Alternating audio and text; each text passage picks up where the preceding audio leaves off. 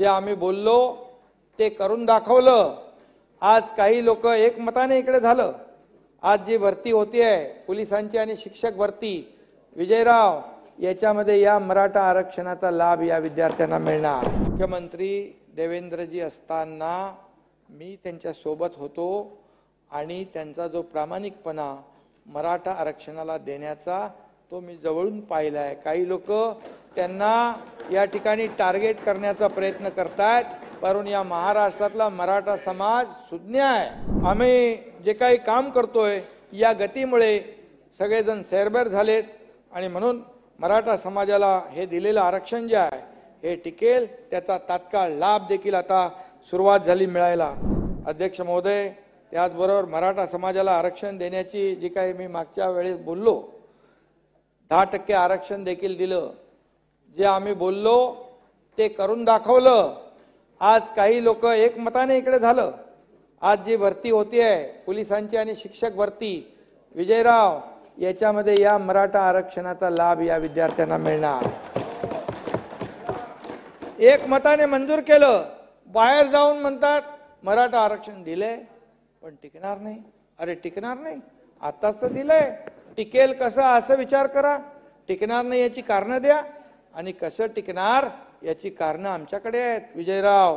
आणि म्हणून यामध्ये ज्या पद्धतीने सुप्रीम कोर्टाने ज्या ज्या बाबी मांडल्या रिजेक्ट करताना, हे पुन्हा एकदा मी सांगतो, मुख्यमंत्री देवेंद्रजी असताना मी त्यांच्या सोबत होतो आणि त्यांचा जो प्रामाणिकपणा मराठा आरक्षणाला देण्याचा तो मी जवळून पाहिलाय। काही लोक त्यांना या ठिकाणी टार्गेट करण्याचा प्रयत्न करतायत, परंतु या महाराष्ट्रातला मराठा समाज सुज्ञ आहे।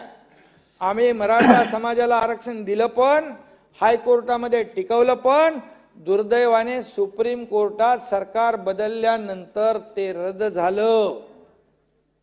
म्हणजे कोण याला जबाबदार आहे? मी तर म्हणेल ज्या कितीतरी मोठे नेते झाले मराठा समाजाच्या साथीने, आशीर्वादाने, जेव्हा जेव्हा त्यांना संधी होती मराठा समाजाला आरक्षण देण्याचं तेव्हा त्यांनी ते दिलं नाही। जेव्हा आम्ही देऊ लागलो तेव्हा आडवे का येत आहे? आणि म्हणून या आरक्षणामध्ये 4 लाख लोक दिवस रात्र काम करत होते। या मराठा आरक्षण जे दिलेलं आहे हे कायद्याच्या कसोटीवर, कायद्याच्या चौकटीत बसणार, ओबीसी समाजाला धक्का न लावता, इतर समाजावर अन्याय न करता आरक्षण देणार, ही भूमिका सरकारची होती। तो शब्द आम्ही पाळला विजयराव।